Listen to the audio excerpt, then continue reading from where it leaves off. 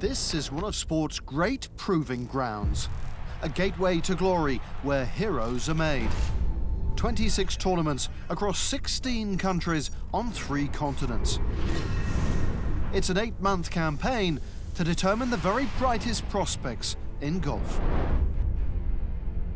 Finish the season in the top 20 on the Road to Mallorca rankings and you'll secure a golden ticket to join Europe's best.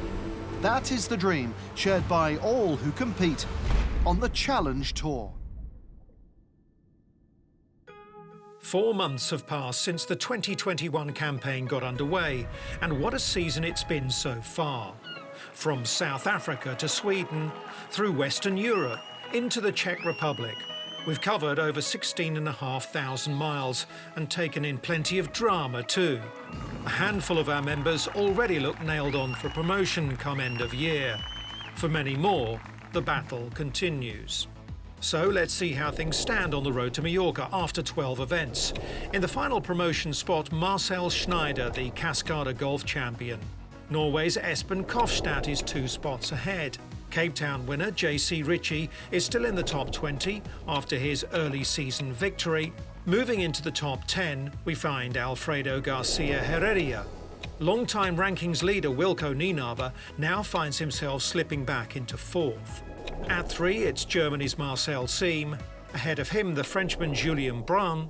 And our number 1 is 2-time champion already this season, Santiago Tarrio. Next stop on the Road to Mallorca is one of the most picturesque locations we'll visit all year.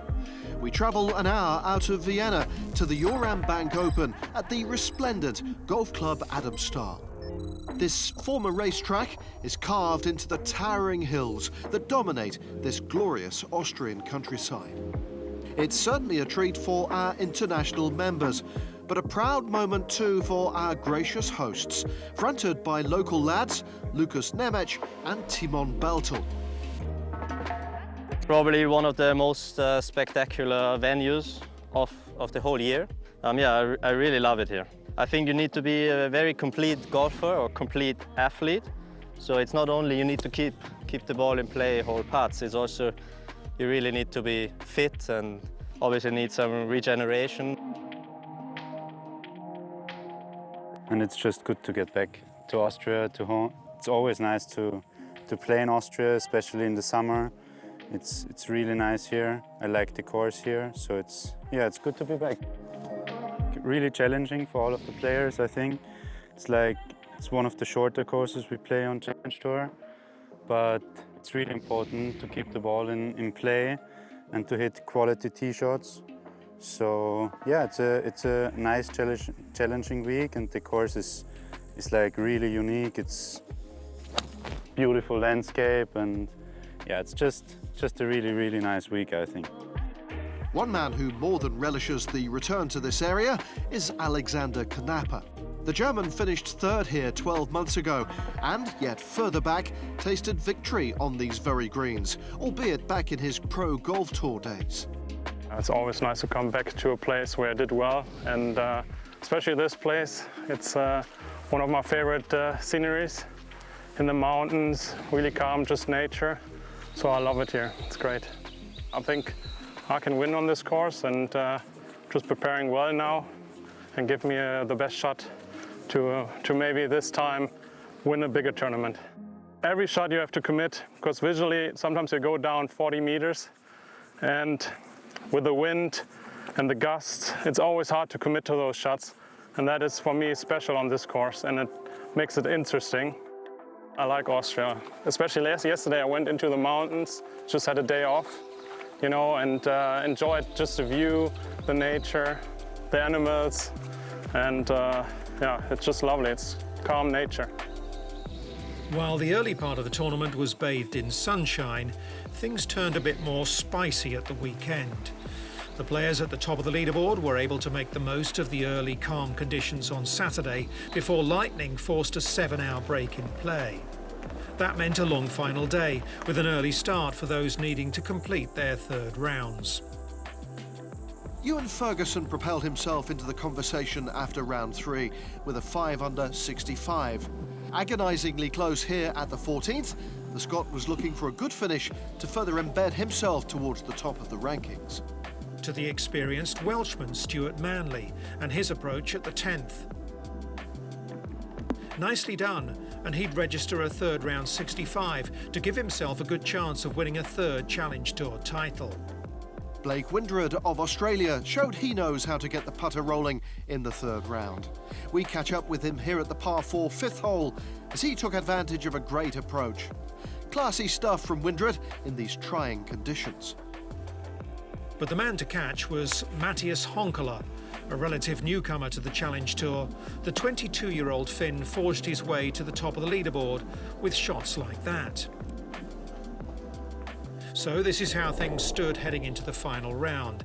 Pretty tightly bunched, and any mistakes from the leader would almost certainly see him punished by the chasing pack on this beautiful but low-scoring course. Austria is famed for its leisurely atmosphere and an abundance of available activities. One man who doesn't shy away from all his country has to offer is the newly turned pro Nicholas Regner. He sat down with us to talk about life away from the golf course and how a variety of sports helped his golf game. I got into golf because of my parents. They play really good golf. Actually, my dad was in seniors national team as well. It was pretty late for me to decide. I just quit skiing 2016 when I was 17, and for me it was really late. It is a difficult decision, but I hope I made the right one. In winter it's always like pretty cold and snowy, and when you live in the mountains, you only have like from middle of May till end of September where you can play. And during the winter season I was pretty much not able to play any golf because I was a pretty decent skier as well.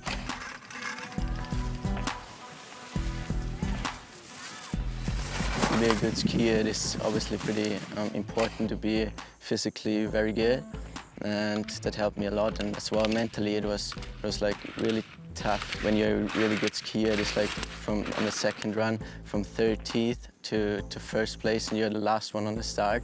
So you have to be mentally pretty good, and that helped me a lot, and as well in golf. I raced in the middle of Austria. Auf der Strecke Niklas Regner aus Österreich vom Team. Now it's like more like to make like 4 or 5 weeks off and then try to refocus and do some physical stuff, and maybe in January or February to go to Dubai or some destination where you can play golf.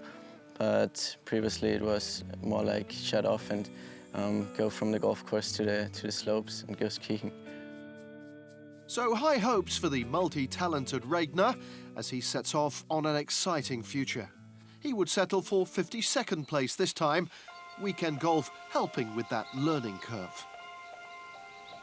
At the business end, it was a fast turnaround for those who'd had to complete their third rounds on Sunday morning, as they were pretty quickly ushered onto the first tee in the final round. 54-hole leader, Honkola, started bogey, then steadied the ship with a couple of birdies before doubling the 9th. Despite 4 birdies on the back 9, he'd left himself with too much to do and had to settle for a share of 3rd place. Taking advantage of Honkola's topsy-turvy front 9, Stuart Manley was 2 under through the first 3.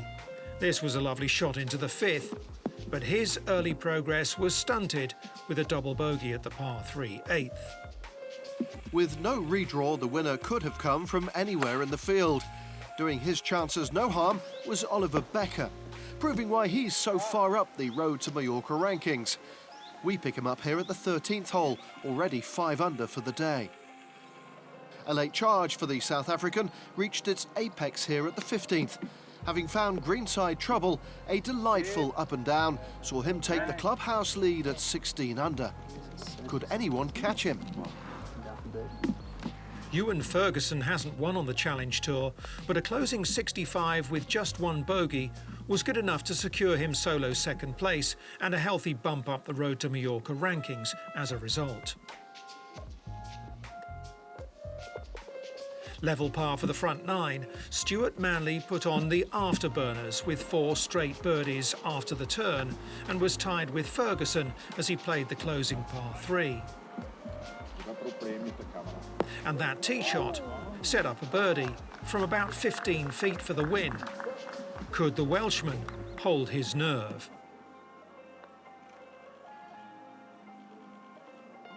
Would you believe it? Manley holing out one of the most important putts of his life to capture the 2021 Euram Bank Open.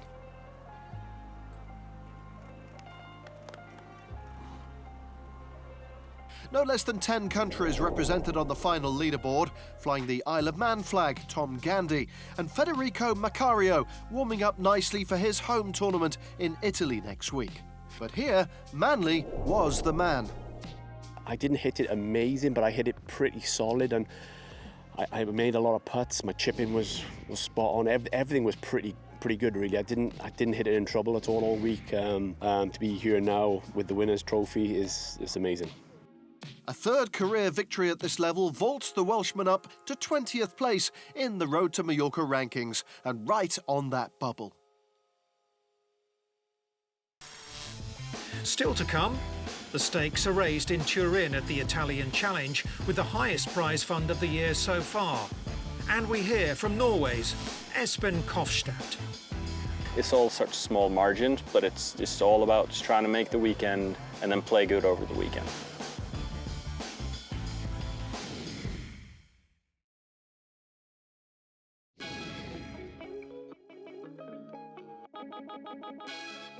Welcome back to the Challenge. Not too far to travel between tournaments for our next venue. In fact, just a hop over Austria's southern border. Buongiorno. We're in the northwestern quarter of the country, taking in the sights and mixing with the beautiful people of Milan, Turin and Genoa. Event number 14 sees us getting into gear for the Italian Challenge, staged at Margara Golf Club in the Fubine region. Steeped in history, Margara has been host to the Challenge Tour on no fewer than 22 separate occasions. The last time we visited, back in 2008. And 13 years on, the course is looking as splendid as ever, boasting 2 championship courses and the biggest prize fund in Europe of this Challenge Tour season. One man who can't wait to get his competitive juices flowing on familiar terrain is one of this week's home contingent, Lorenzo Scalise. Feels nice. Yeah. I mean, can't complain. Perfect weather, finally, I would say. And nice, easy drive to get here. Know this course quite well, so yeah, perfect. You are gonna feel the pressure. I mean, it's there. I can't say that it's, you know, it's just a normal week. It's just gonna be a matter of how you're gonna handle it. At the end of the day, I mean, I'm just gonna try to hit it, find it, hit it again, find it, and hit it again. A man with fond memories of Italy is Portugal's Ricardo Gouveia. His maiden Challenge Tour victory came in this very event in 2014, a win that would spur him to victory in the Challenge Tour rankings the following season. I knew I had to have a great week. It was my last invite that year, and I wasn't playing great, and everything came together that week. I remember hitting a great shot in the playoff to beat Florian Fritsch. 7 years on, and after a turbulent couple of years on the main tour, he finds himself back on the Challenge Tour and hungrier than ever for a return to Europe's biggest stage, as we find ourselves approaching the halfway stage of the season. Game plan is the same. I've been doing the right things on and off the course. I just need to stay patient and clean my scorecards a little bit, maybe be sharper mentally a little bit, and the scoring will come. And that game plan seemed to be working nicely as Gouveia holed this putt for eagle at the last on Saturday, in the process making it a third straight round in the 60s. The Portuguese lay third heading into the final day, just 2 shots behind the leaders. 102nd in the Road to Mallorca rankings, and not having the best of seasons is Austria's Lukas NEMECZ. But you wouldn't have known it based on this week's evidence. A 68 and a brace of 67 saw him sat at the top of the leaderboard. But he wasn't alone, and it was the familiar face of Santiago Tarrio joining him. The road to Mallorca #1, already a two-time winner this season and on the cusp of making it 3 to gain automatic promotion to the European Tour, also sat at 11 under, 2 shots clear of the rest.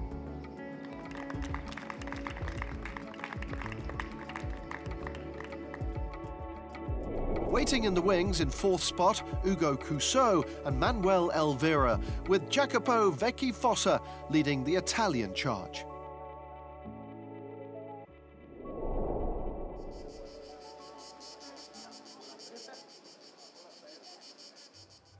Another man with happy recollections of playing in Italy is Espen Kofstad. The Norwegian was the Challenge Tour's #1 back in 2012, claiming the most coveted of prizes at this level in San Domenico at the grand final. It was great because I remember I've had 3 really good tournaments that year in Italy. And I remember I played really poorly for the Thursday of the one event, and then I just decided to change like my mentality and everything. This was in Varese, and I played super good over the weekend and hit it really far, so that sort of got my season going. And then a few tournaments later, I happened to win in Lecce, and then obviously I won the grand final in the same area, so Italy's been very nice to me. I remember, you know, the 2 tournaments that I won, I had my fair share of, you know, good breaks and long putts that went in, and then maybe an opponent made a mistake and I capitalized, and it's all such small margins, but it's just all about just trying to make the weekend and then play good over the weekend.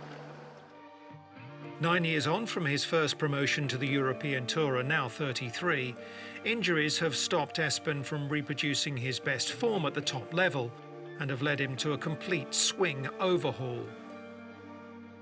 It's really hard when you're injured because you're always trying to find things, sort of compensation moves that will work, right? But there's always that thing in the back of your mind, like, I don't know how I'm going to react. I don't know how I'm going to feel. Is this going to change one thing? Is this going to change another? Especially, you know, when I changed my swing the first time to get more hip rotation, then I got a little bit steeper, and then I had an old snowboarding injury that did my wrists because I was hitting a lot of balls and I was hitting them off mats. So there's always that one thing that is, what is this going to do? Is it going to be good? Is it going to be bad? So the whole mental side of it is really difficult because you just don't know the outcome.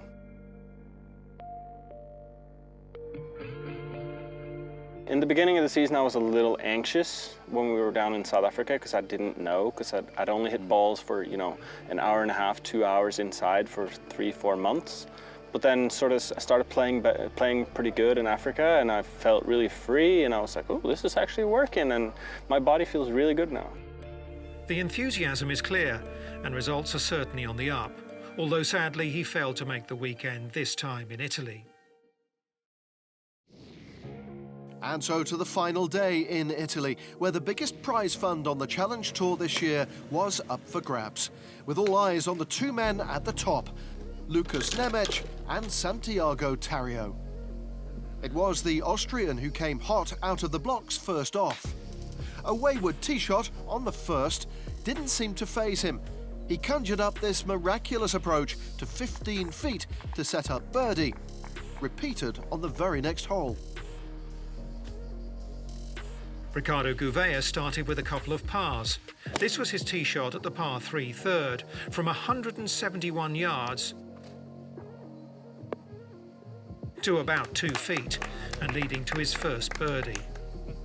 Playing alongside Gouveia and NEMECZ in the final group, and already a 2-time winner this season, was Santiago Tarrio.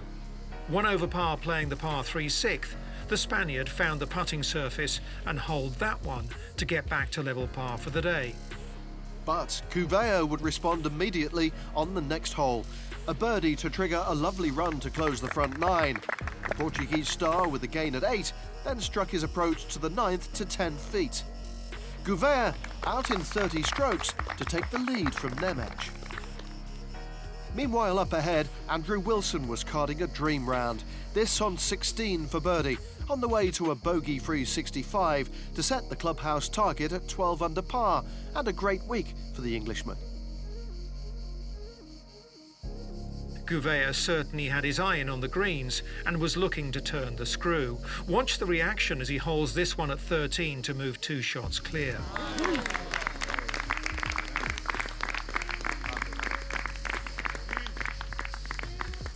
With NEMECZ dropping a shot at the 16th to fall 3 behind, Gouveia waved his magic wand again, this time at 17. And this time, pretty much sealing the deal. It all meant that a par up the last would be enough to secure Gouveia his first title in 6 years. Safely done. A long time coming, but the Portuguese back in the winner's circle once again. So Gouveia takes a step closer to the European Tour after his stunning 7 under par final round. Thariot tied 4th with France's Frédéric Lacroix on a roller coaster final day, and a special one for the winner. It feels amazing. It was an unbelievable week for me. I kept playing better and better each day. I've had some rough years on the main tour. The last few years were really tough. But I had my team behind me, my family, my wife, everyone supporting, and that was key. But I knew the game was trending the last few weeks, and yeah, just had to be patient.